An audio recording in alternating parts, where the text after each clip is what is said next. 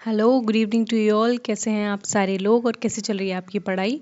तो आज के इस वीडियो में हम डिस्कस करने वाले हैं हमारे UGC net political science paper 2।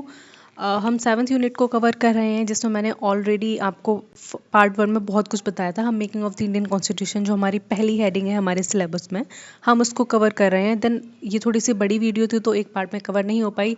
Then this is the second part of the particular topic. Okay, तो making of the Indian constitution पढ़ रहे हैं, कॉलोनिज्म हेरिटेज को पढ़ रहे हैं, और तो कंट्रीब्यूशन ऑफ नेशनल मूवमेंट को पढ़ रहे हैं। क्या कंट्रीब्यूशंस रहे हैं नेशनल मूवमेंट की for the making of our constitution. ठीक है, तो लास्ट हमने कहाँ पढ़ लिया था? हमने लास्ट में चीज़ें देख ली थी कि किस तरीके से बहुत सारे एक्ट और रेगुलेशंस पास किए थे ब्रिटिशर्स ने इंडिया में रहते हुए। जब उनका रूल था तब कौन कौन से एक्ट में कौन कौन से मेजर लॉज थे, जिनको हमने बहुत प्यारे से डिस्कस किया था। ठीक है, नेक्स्ट हम इसमें देखेंगे हाँ कि जो हमारा कॉन्स्टिट्यूशन में उसमें से जो की आइडियाज़ लिए गए हैं वो कहाँ कहाँ से लिए गए हैं, कौन कौन से नेशनल मूवमेंट से लिए गए हैं, कौन कौन सी ऐसी चीज़ें हैं वर्ल्ड ओवर की भी बात कर रही हूँ मैं, जिसने हमारे इंडियन कॉन्स्टिट्यूशन को शेप किया है। ठीक है, जो आप इतने सारी चीज़ें देखते हैं, चाहे फंडामेंटल राइट्स देखते हैं, डीपीएसपी देखते हैं, सोशल जस्टिस का बहुत अच्छा सा कॉन्सेप्ट देखते हैं, ये कहाँ से आया है। ठीक है, तो वो सारी चीज़ें भी डिस्कस करना बहुत इंपॉर्टेंट है। क्यों? क्योंकि एग्जाम में ये पूछ लिया जाता है कि हमने ये आइडिया या फिर ये आइडियल्स हमारे कहाँ से डिराइव हुए हैं। ठीक है, कौन इसका मेजर सोर्स है, तो उसको बहुत अच्छे से जानेंगे। तो सबसे पहले इसमें idea of liberty, equality and fraternity की बात की है। अगर आपने इंडियन कॉन्स्टिट्यूशन का प्रियम्बल अच्छे से पढ़ा है, we the people of India करके हेडिंग है, तो आपने सबने पढ़ा होगा। ठीक है, मतलब एनसीईआरटी बुक में तो हर पेज पे अपने भारत के संविधान का प्रियम्बल लिखा हुआ है और सारे लोग पढ़ते हैं। मुझे कहीं अगर प्रियम्बल मुझे कहीं भी दिख जाता है इंडियन कॉन्स्टिट्यूशन का, मैं उसको फर्स्ट से लेकर एंड तक पढ़ती हूँ। ये मेरी habit, I don't know why, मुझे अच्छा लगता है उसको पढ़ना, तो मैं डेफिनेटली पढ़ती हूँ। आप भी पढ़ो, याद हो जाएगा। ठीक है, तो उसमें जो लिबर्टी, इक्वलिटी और फ्रेटर्निटी की बात की है, तो ये जो कॉन्सेप्ट है या जो आइडिया है हमारे कॉन्स्टिट्यूशन, वो कहाँ से डिराइव किया गया है? तो ये डिराइव किया गया है फ्रेंच रेवोल्यूशन से और इंडियन फ्रीडम स्ट्रगल से। ठीक है, इंडिया में जितने भी फ्रीडम स्ट्रगल चल रहे थे जब गांधीन एरा में या उससे भी पहले के, तो उनकी मेजरली क्या डिमांड थी ब्रिटिशर्स से? उन्हें लिबर्टी चाहिए थी, उन्हें इक्वलिटी चाहिए थी, इक्वलिटी रिप्रेजेंटेशन में चाहिए थी, इक्वलिटी उन्हें हर चीज़ में चाहिए थी, फ्रेटर्निटी की बात कर रहे थे। तो ये एक मेजर सोर्स मिलता है हमारे कॉन्स्टिट्यूशन में कि कहाँ से ये तीनों आइडियाज़ को हमने डिराइव किया है। ठीक है, दूसरा जो आइडिया हम देखते हैं वो है डेमोक्रेसी एंड रिपब्लिकनिज्म का। ये जो आइडिया है हमारे कॉन्स्टिट्यूशन वो इंडियन नेशनल कांग्रेस के रेजोल्यूशन से आया है। ठीक है, ये रेजोल्यूशंस का मतलब है जो इंडियन नेशनल कांग्रेस थी उस टाइम, तो भारत की सबसे बोल सकते हैं जो मजबूत पार्टी थी उस टाइम जब हमें इंडिपेंडेंस चाहिए थी, तो वो सिर्फ कांग्रेस थी। ठीक है, 1906 में जाके कहीं 16 में आई थिंक, नहीं 1906 में ही, हाँ, तब मुस्लिम लीग बनी थी। लेकिन उससे पहले जो बहुत ज़्यादा मेजर पार्टी थी वो कौन सी थी? वो सिर्फ और सिर्फ कांग्रेस पार्टी थी। अगर आपने थोड़ी सी हिस्ट्री पढ़ी और आपको उन चीज़ों के बारे में पता है, तो जो कांग्रेस पार्टी थी वो सरकार में थी। ठीक है, सरकार में भी थी, सरकार के साथ काम कर रही थी उनके पैरेलली, और जो डिमांड्स इंडियन की होती थी वो डिमांड्स जाके सरकार को बताती थी, ताकि उन सारी डिमांड्स पे सरकार उनके लिए काम कर सकें, चाहे वो सोशल जस्टिस का काम हो, चाहे वो एडमिनिस्ट्रेटिव रिफॉर्म्स का काम हो। इस तरीके से कांग्रेस पार्टी हमेशा ही सरकार के पीछे लगी रहती थी। ठीक है, जो फंडामेंटल राइट्स का हम जो आइडिया देखते हैं, फंडामेंटल राइट्स हमारे कॉन्स्टिट्यूशन में एंश्राइन कर रहे हैं, अगर आपने अच्छे थोड़ा बहुत भी कॉन्स्टिट्यूशन पढ़ा है। ठीक है, part 3 of the Indian constitution fundamental rights के बारे में बात करता है। तो जो फंडामेंटल राइट्स है इनकी डिमांड 1928 से नेहरू रिपोर्ट से ही आ रही है। ठीक है, अभी आप फंडामेंटल राइट्स देखोगे, article 14 to article 32 fundamental rights दिए गए हमारे, अच्छे से हम उनको पढ़ते हैं। इक्वालिटी हो गया, और राइट टू फ्रीडम हो गया, राइट फ्रॉम एक्सप्लॉयटेशन हो गया, ये जितने भी फंडामेंटल राइट्स हैं जो प्रेजेंट डे कॉन्स्टिट्यूशन में पड़े हुए हैं, इनकी डिमांड बहुत पहले उठ चुकी थी। 1928 से इनकी डिमांड हो रही थी। जो एक नेहरू रिपोर्ट बनाई गई थी उसमें उनकी डिमांड को हमने सबसे पहले देखा था। ठीक है, फिर आते हैं सोशल जस्टिस के बारे में। सोशल जस्टिस का ये इंपॉर्टेंट और बहुत मोस्ट ऑफ द इम्पॉर्टेंट जो कॉन्सेप्ट है, सोसाइटी में जस्टिस होनी चाहिए, इनइक्वालिटी नहीं होनी चाहिए, और जो छुआछूत की प्रथाएं जिसको अनटचेबिलिटी बोलते हैं वो एकदम से पैरिश होनी चाहिए। ये जो आइडिया है वो कहाँ से लिया गया है? तो ये सारे आइडिया कहाँ से लिए गए हैं? गांधीयन फिलॉसफी से लिए गए। गांधीयन फिलॉसफी का मतलब है जो गांधी जी की विचारधारा थी, जैसा भारत गांधी जी चाहते थे, उनके चाहने के ऊपर ही हमने भारत के संविधान को क्या किया? निर्माण किया। ठीक है, पूरा नहीं, लेकिन हाँ उनके आइडियाज़ को हमने बहुत कुछ लिया। ठीक है, सोशल जस्टिस की बात करते हैं, सोशल इक्वालिटी की बात करते हैं, और रिप्रेजेंटेशन की बात करते हैं, मार्जिनलाइज सेक्शन के अपलिफ्टमेंट की बात करते हैं। ये सारे गांधीयन प्रिंसिपल्स में आते हैं। ठीक है, गांधीयन और लिबरल प्रिंसिपल्स इनको हम बोलते हैं। नेक्स्ट इसमें देखेंगे जो फेडरलिज्म का कॉन्सेप्ट था कि इंडिया एक फेडरल नेशन होना चाहिए, वो कॉन्सेप्ट कहाँ से आया? वो कांग्रेस की मिनिस्ट्री 1937 से 39 के एक्सपीरियंस से आया। ठीक है, कांग्रेस मिनिस्ट्रीज का मतलब होता है, देखो सरकार तो ब्रिटिश की थी, ठीक है, ब्रिटिशर्स भारत में राज कर रहे थे, लेकिन उनके साथ साथ मैंने आपको क्या बताया, भी आईएनसी भी बहुत ज़्यादा पावरफुल थी। वो भी उनका इक्वल रिप्रेजेंटेशन था, बड़े बड़े ऑफिसेज में वो भी बैठते थे, सरकार के जितने भी काम होते थे, उनके लॉज होते थे, एडवाइस होते, उनमें सब में पार्टिसिपेट करते थे, ठीक है। क्योंकि देखो अगर आप 1857 का रिवॉल्ट देखते हो, उसके बाद ना जो ब्रिटिशर सरकार थी वो कम्प्लीटली डर चुकी थी कि इतना बड़ा रिवॉल्ट था, अगर ये सारे लोग एक यूनाइट हो गए तो हमें उखाड़ फेंकेंगे। तो भारत में अगर रहना है, भारत में अच्छे से ट्रेड करना है, कॉलोनी बनाए रखना है लंबे समय के लिए, तो ये बहुत ज़रूरी है कि हम इंश्योर करें कि भारत के लोग हमसे खुश रहें। और भारत के लोग कब खुश रहेंगे, जब एडमिनिस्ट्रेशन में उन्हीं के लोग आकर बैठेंगे, ठीक है। अगर भारत के लोगों को ये पता है कि हम पे राज करने वाले हमारे ही लोग हैं, तो क्या वो विद्रोह करेंगे। आज आप कब देखते हो 1947 के बाद कभी भी नेशन वाइड बहुत बड़ा विद्रोह हुआ है सरकार को हटा देने का, नहीं हुआ है अब तक, ठीक है। क्यों नहीं हुआ है, क्योंकि हमें पता है ये लोग हमने चुन के भेजे हैं, या ये हमारे ही लोग हैं, ठीक है। तो इसलिए कहते हैं कि वहाँ पे लोगों का जो ट्रस्ट था कांग्रेस में और ब्रिटिशर्स में, वो थोड़ा थोड़ा बिल्ड हो गया था, ठीक है। फिर जो सेकुलरिज्म का आइडिया है, सेकुलरिज्म सब जानते हैं, ठीक है। सेकुलरिज्म का मतलब होता है जहाँ आप रिलीजियस सेंटिमेंट्स को रिस्पेक्ट करते हो, चाहे किसी के भी हों, और उसको सेकेंडरी रखते हो। आपके नेशन को नेशनलिस्ट आइडियाज़ पहले आने चाहिए और जो आपका रिलीजन है वो बाद में आना चाहिए, ठीक है। तो जो सेकुलरिज्म का आइडिया है ये कहाँ से ड्राइव हुआ है, स्ट्रगल अगेंस्ट कम्युनल पॉलिटिक्स। यहाँ पे जो भारत था उसमें बहुत ज़्यादा कम्युनल पॉलिटिक्स होती थी, ठीक है। ब्रिटिशर्स ने भी खूब इसका फ़ायदा उठाया, मज़े लिए। भारत में हिंदू और मुसलमानों का क्या किया, बहुत ज़्यादा विभाजन किया कि हिंदुओं की इतनी सीट कर दे रहे हैं, मुसलमानों को इन चीज़ों से वंचित रख रहे हैं। तो इस तरीके से उन्हें हमेशा ये लगता था हम हेट पॉलिटिक्स को बढ़ावा देंगे तो भारत का एक बड़ा वर्ग हमारे साइड हो जाएगा, ठीक है। मेजॉरिटी में हिंदू थे तो मुस्लिम्स को बहुत कम फेवर करते थे ये ब्रिटिशर्स, ठीक है। पार्टीशन देखने को मिल रहा है ना, वो उन्हीं की देन है। वो मुस्लिम्स को फेवर इसलिए नहीं करते क्योंकि मुस्लिम्स की पॉपुलेशन इस इंडियन टेरिटरी में कम थी उस टाइम, तो वो ज़्यादा से ज़्यादा हिंदूज को फेवर करते। तो इसी से मुस्लिम्स के अंदर एक भावना आ गई कि जो पार्टी है या फिर जो कांग्रेस पार्टी है वो हिंदुओं का क्लब है, वो सिर्फ हिंदुओं के बारे में सोचती है। और इसी आइडियोलॉजी ने बाद में जाकर क्या हुआ, मुस्लिम लीग की फॉर्म में अपनी अलग पॉलिटिकल पार्टी बना ली, क्योंकि उन्हें लगता था कि हमारी जो डिमांड्स है वो आईएनसी नहीं सुन रही है, इंडियन नेशनल कांग्रेस नहीं सुन रही है, हमारी डिमांड कौन से सुनेंगे, हमारी डिमांड वही लोग सुनेंगे जो हम में से निकले हुए हैं। इसलिए उन्होंने अलग गुट बनाया जिसको मुस्लिम लीग कहा गया, और उसका रिजल्ट ये है कि इंडिया के 2 डिवीज़न हो गए, एक पाकिस्तान बन गया और एक हिंदुस्तान बन गया, ठीक है। तो यहाँ तक आपको चीज़ें आई होप समझ में आई होंगी, अच्छे से समझ में आ रहे होंगे, कॉन्सेंट्रेशन बढ़ा रहे तुम लोगों का अच्छे से, ठीक है। तो नेक्स्ट हम इसमें देखेंगे इम्पॉर्टेंट डॉक्यूमेंट्स को यहाँ पे डिस्कस कर लेंगे जिसने हमारे कॉन्स्टिट्यूशन को बहुत ज़्यादा इन्फ्लुएंस किया है। अब देखो यहाँ से क्वेश्चन कैसे बनते हैं, यहाँ से क्वेश्चन ऐसे पूछे जाते हैं कि नेहरू रिपोर्ट कब आई, तो आपको याद रखना है 1928 में ही, और आपको इसी तरीके के नोट्स बनाने हैं, ठीक है। सबसे ज़्यादा इंपॉर्टेंट पता है इस एग्जाम में क्या है, डेट्स को याद करना, ठीक है। डेट्स को आप कितना याद कर सकते हो, और क्रोनोलॉजिकल जो क्वेश्चंस आते हैं, पहले क्या आया बाद में क्या आया, ये तो भाई फेवरेट है। मतलब एनटी ने इसका तो अपने गले से लगा रखा है कि हर साल ये क्वेश्चंस देने ही देने हैं।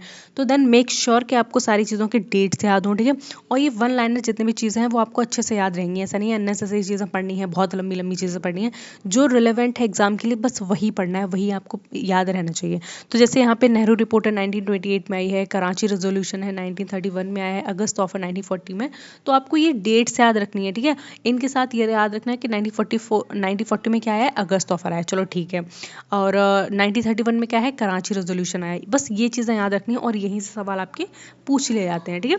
तो नेहरू रिपोर्ट कब आई है, 1928 में नेहरू रिपोर्ट हम देखते हैं, जिससे the first Indian attempt to draft a constitution. Nehru report ऐसा पहला जो नेहरू रिपोर्ट मोतीलाल नेहरू ने प्रेजेंट की थी, ठीक है, 1928 में। और कहते हैं कि ये पहला इंडियन कॉन्स्टिट्यूशन का ड्राफ्ट था। ड्राफ्ट का मतलब होता है जब हम रफ कॉपी में एक स्केच बना देते हैं, लाइक कि मेरा जो प्रोजेक्ट होगा वो इस तरीके से दिखेगा, फिर हम उसके ऊपर प्लान करते हैं पूरा का पूरा अपना प्रोजेक्ट, ठीक है। तो जो ड्राफ्ट होता है उसका मतलब सिंपल सही होता है, उन्होंने पूरी चीज़ों को जो हमारा कॉन्स्टिट्यूशन होगा, हमारा जो भारत का संविधान होगा, उसको कम्प्लीटली जो ड्राफ्ट किया वो 1928 में नेहरू रिपोर्ट में किया था, ठीक है। फिर कराची रेजोल्यूशन आया 1931 में, इसमें डिक्लेरेशन हुआ किसका, फंडामेंटल राइट्स का और सोशल इकोनॉमिक जस्टिस का, ठीक है। इसमें जो कराची रेजोल्यूशन था उसमें ये बताया गया, तो जो भारत में रहने वाले लोग हैं, ठीक है, जो भारत में जो निवास कर रहे हैं, चाहे हिंदू हो गए, मुसलमान हो गए, किसी भी सेक्ट के हो गए, उन सारे लोगों को कुछ ना कुछ फंडामेंटल राइट्स हमें देने चाहिए ताकि वो इंश्योर कर सके समाज में स्टेबिलिटी को और एक सेंस ऑफ सिक्योरिटी उनके बीच में आ सके, ठीक है। फिर हम थर्ड यहाँ पे इंपॉर्टेंट देखते हैं अगस्त ऑफर को, जो कि 1940 में आया, और क्रिप्स मिशन 1942 में आया। इसमें ब्रिटिश का रिकॉग्निशन मिला सेल्फ गवर्नमेंट को, ठीक है। ठीक है। तो नेक्स्ट जो हम देखते हैं वो है हमारा अगस्त ऑफर जो 1940 में आया। देन उसके बाद क्रिप्स मिशन की हम बात करेंगे जो 1942 में आया। ठीक है, इसमें क्या है, ब्रिटिशर्स को रिकॉग्निशन मिली इंडियन सेल्फ गवर्नेंस की। ठीक है, देन मोस्ट इंपॉर्टेंट आया कैबिनेट मिशन प्लान 1946 का, ये आपको याद ही रखना है। ठीक है, कैबिनेट मिशन प्लान 1946 में, इसमें it is the framework for the constituent assembly. ठीक है, ये चीज़ आपको अच्छे से रिमाइंड हो। फिर हमारा 1946 में क्या आया, ऑब्जेक्टिव रेजोल्यूशन आया, जिसमें क्या हुआ, foundation for the preamble by Nehru. इसमें एक फाउंडेशन तैयार की कि हमारे भारत के संविधान का प्रियम्बल किस तरीके का हुआ, और ये किसने तैयार किया था, नेहरू ने तैयार किया था। ठीक है, तो ये डेट्स आपको याद रखनी है, और इसमें सारी चीज़ें इंपॉर्टेंट नहीं कि आपको क्या चीज़ क्या नहीं याद है। ये कराची रेजोल्यूशन कब हुआ, नेहरू रिपोर्ट कब आई, ऑब्जेक्टिव रेजोल्यूशन कब पास हुआ, ये सारी डेट्स इंपॉर्टेंट और यही एग्जाम्स में पूछ ली जाती हैं। अब यहाँ पे नेक्स्ट हम देखेंगे role of Indian National Congress का क्या रोल रहा है, उसको भी हम समझेंगे। ठीक है, it demanded self government and constituent assembly since 1930। अगर आपने थोड़ी सी भी हिस्ट्री वगैरह पढ़ी है अच्छे से, हिस्ट्री क्या है, पॉलिटी का ही हिस्सा है। ठीक है, हम बेसिकली पॉलिटी में ही पढ़ते हैं, और हिस्ट्री का पोर्शन पॉलिटी से आगे चल के एक ही हो जाता है, मर्ज हो जाता है।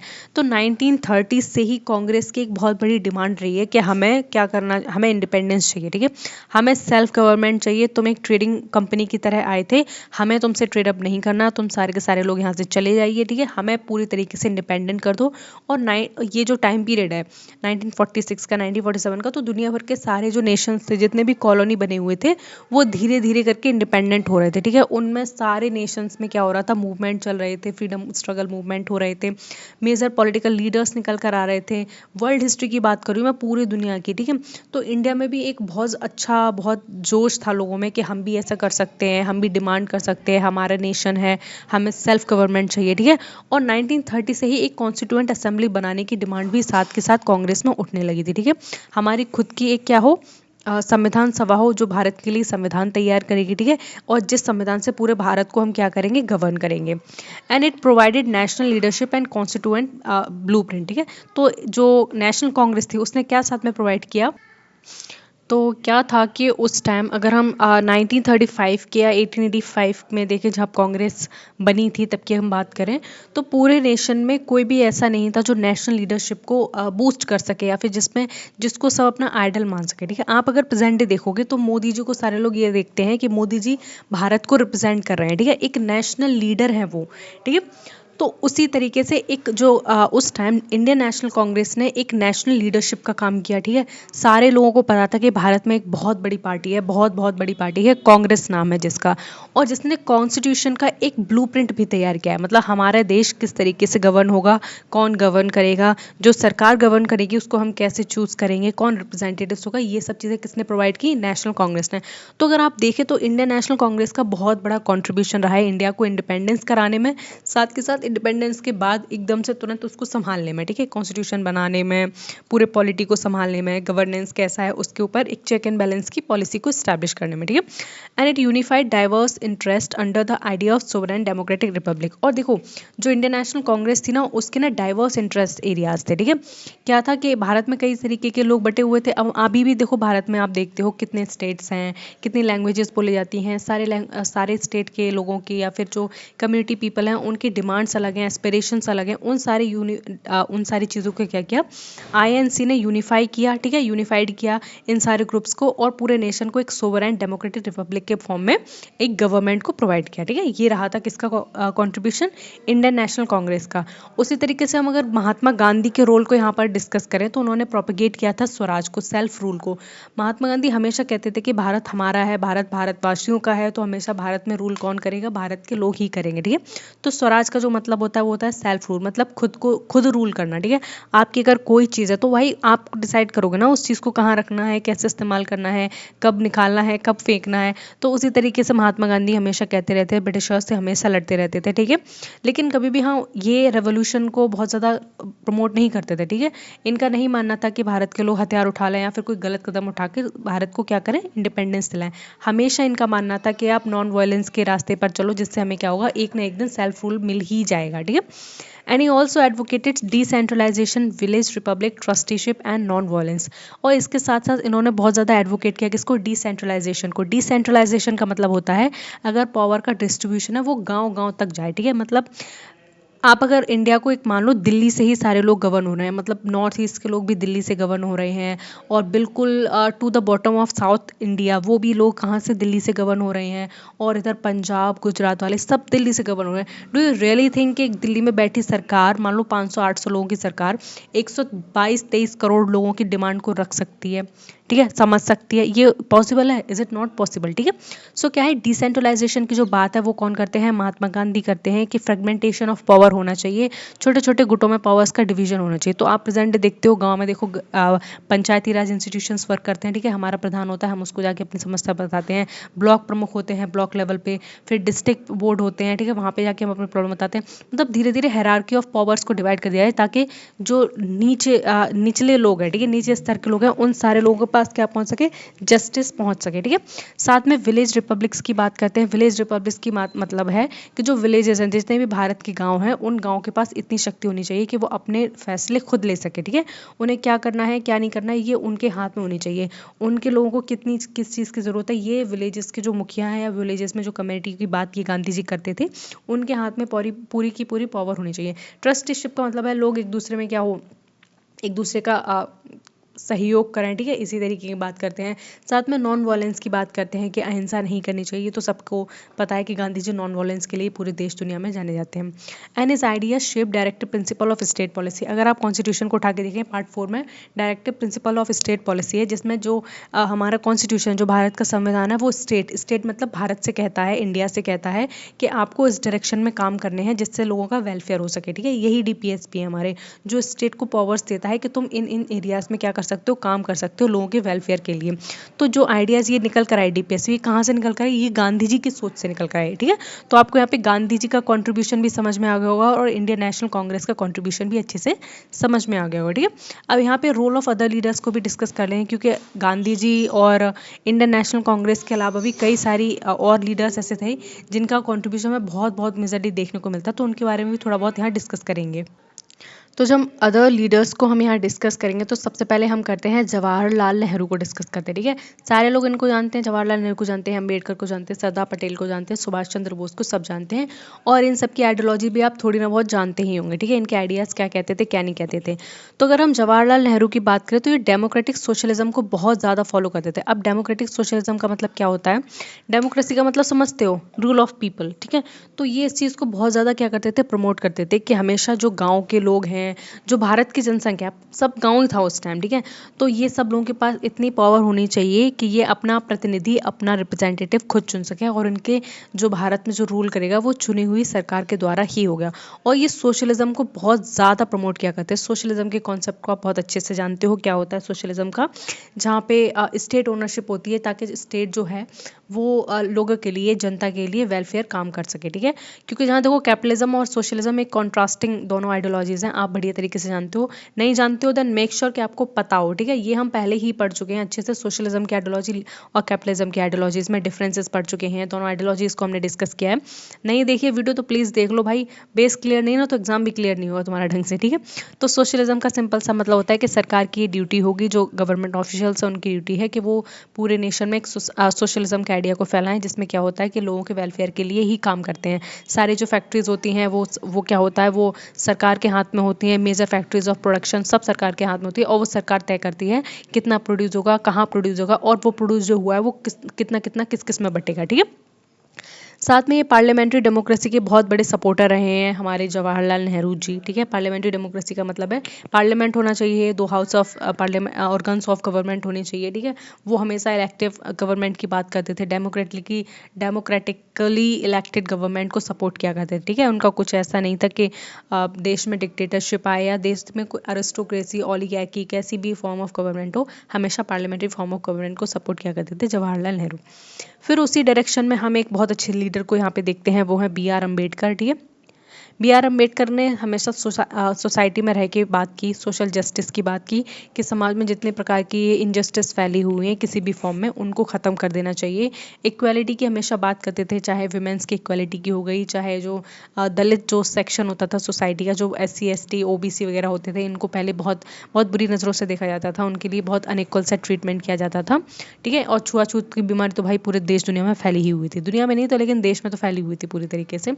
और ये राइट्स की बात बात करते हैं किसकी, मार्जिनलाइज सेक्शन की, ठीक है। ऐसा सेक्शन सोसाइटी का जिसने कभी भी ज़िंदगी में राइट्स की बात नहीं की है, जिसको शिक्षा नहीं मिली है, पीने के पानी नहीं मिला है स्वच्छ, जिसको हमेशा अछूत समझा गया है, पॉल्यूटेड कास्ट समझा गया है, इन सारे लोगों की राइट्स की बात कौन करते थे, डॉक्टर BR अम्बेडकर करते थे, ठीक है। फिर सरदार पटेल को हम यहाँ देखें, इंटीग्रेशन ऑफ प्रिंसली स्टेट और स्ट्रॉन्ग सेंटर की बात कही है। तो जो सरदार पटेल हैं, अगर आप देखोगे हिस्ट्री में थोड़ा सा जाकर, तो जो सरदार पटेल हैं उन्हें इंटीग्रेशन ऑफ प्रिंसली स्टेट का काम दिया गया था जब भारत इंडिपेंडेंट हुआ था, ठीक है। तो जो भारत जब उस टाइम का 1947 की इंडिया की अगर हम बात करेंगे तो बहुत सारे फ्रेगमेंटेड टेरिटरी में बटा हुआ था, जिसमें कई सारे रूलर्स राज करते थे।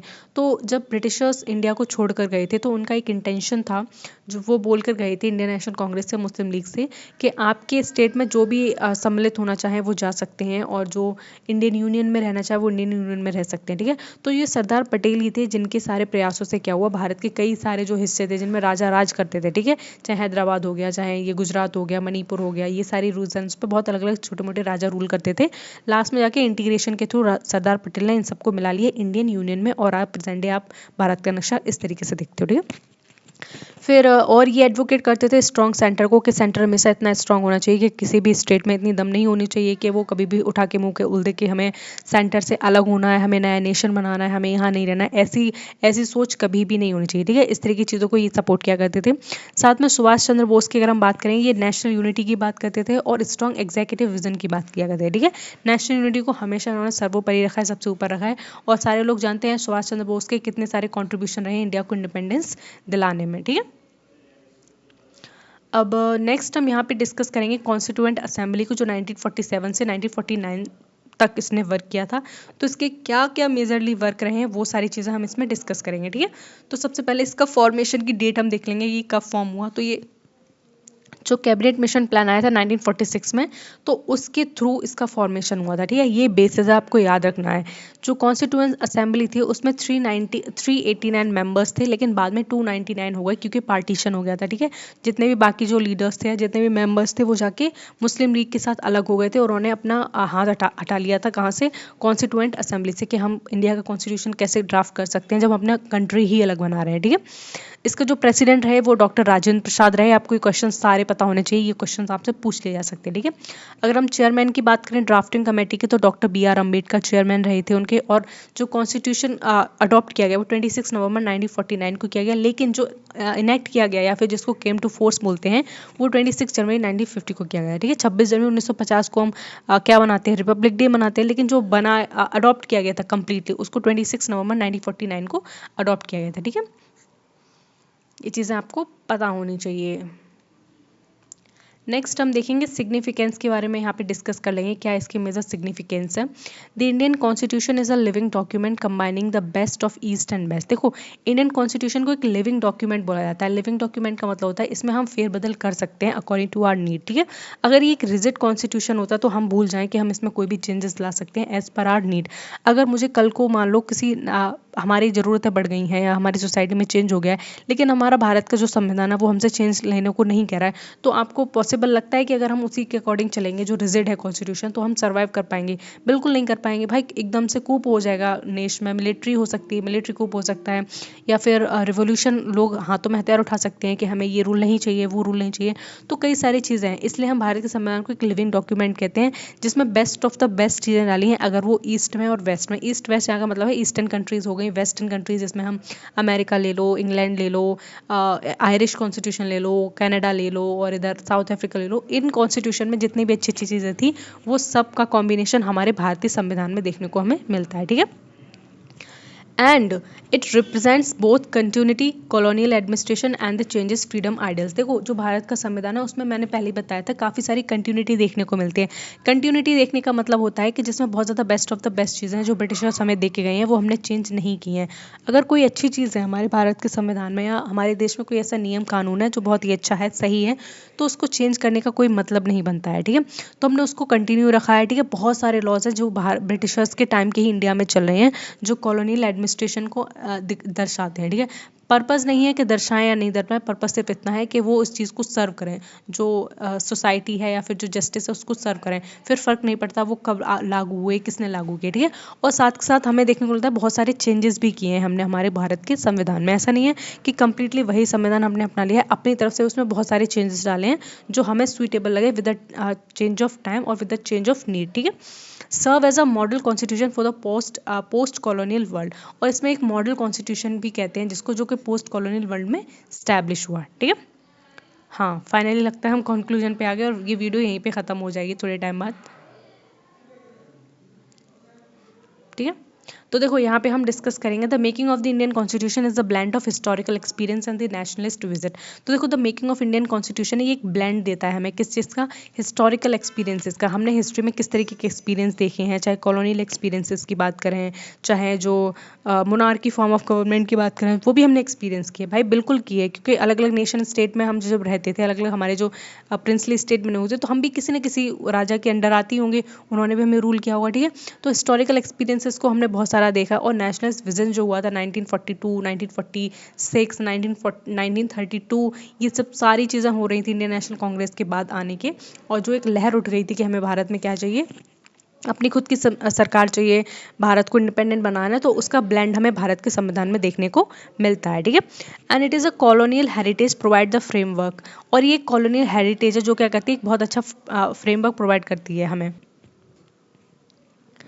And the Indian national movement gave it soul value and the democratic spirit, ठीक है। तो इंडियन नेशनल मूवमेंट जितने भी थे, उन्होंने अपनी पूरी की पूरी सोल वैल्यूज और डेमोक्रेटिक स्पिरिट दे दी, जिससे हमारे कॉन्स्टिट्यूशन को शेप किया गया है, ठीक है।